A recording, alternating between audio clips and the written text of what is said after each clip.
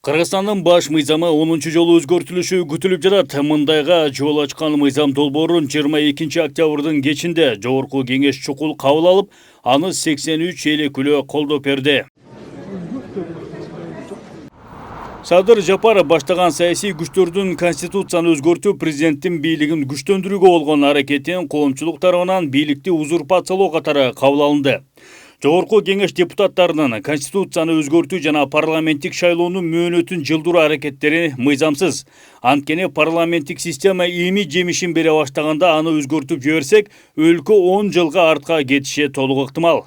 Азыркы конституциялык реформаны жасай коебуз, анан кийин одномандатный системаны киргизебиз, анан кийин президент болот, жөн эле хан болот дегендей эле болуп калып атат да. Бул негизи биз азыркы убакыттын талабына эч дал келбейт. Анткени биздин парламенттик система эми өнүгүп келатып, өзүнүн түшүмүн эми берип атат.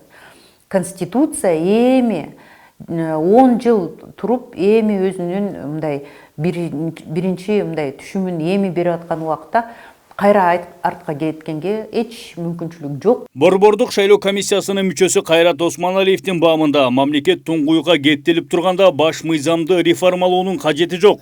Коңшулардын конституциясына салыштырмалуу Кыргызстандын 2010 жылы кабыл алган баш мыйзамы прогрессивдүү болуп саналат.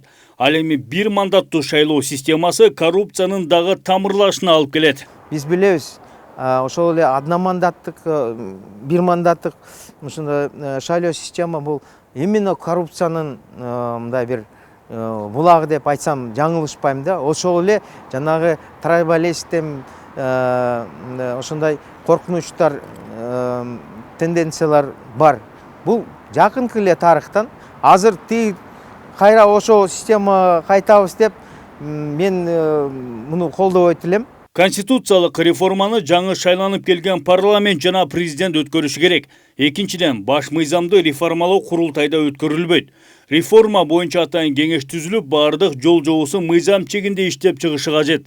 Мындай оюн билдирген коомдук ишмер Феликс Кулов учурда убактылуу бийлик туура эмес процесс жүргүзүп, бийликти узурпациялоо аракетин кылып жатканын кошумчалады. Мы можем сказать о том, что идет неправильный процесс, который может привести к узурпации власти. Ал эми реформа партиясынын өкүлү Рита Карасартованын айтымында учурда конституциялык төңкөрүш жасалып жатат. Парламенттик шайлоонун мөөнөтү жылдырылбай өз убагында өткөрүлүп, өлкөдөгү эң башкы бийлик Жогорку Кеңеш болушу керек. Ошондо гана калган реформаны башкы бийлик болгон парламент ишке ашырат. Эгер мыйзам бузуулар токтобосо, мунун арты жакшылык менен бүтпөйт.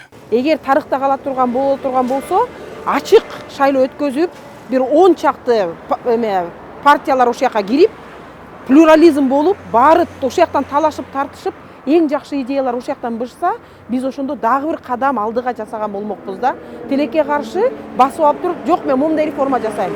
Парламентке шайлоонун кереги жок, президентке өзүм шайланам, момундай болгон конституциялык реформа жасайм деген өзүнүн башын жейт бул маселечи. Эгемен Кыргызстандын конституциясы өткөн 29 жылдын ичинде 9 жолу өзгөртүлдү. Алардын 5-өө Аскар Акаевдин президенттик бийлигинин учуруна туура келет. 2010 жылкы апрель инкылабынан кийин референдум аркылуу кабыл алынган конституцияга парламенттик башкаруу киргизилген жана ал конституция 2020 жылга чейин өзгөртүлбөй тургандыгы белгиленген. Бирок Кыргызстандын баш мыйзамы акыркы жолу 2016 жылдын декабрь айында редакциядагы айрым миналарды жоюу деген жөө менен референдум аркылуу өзгөртүлгөн.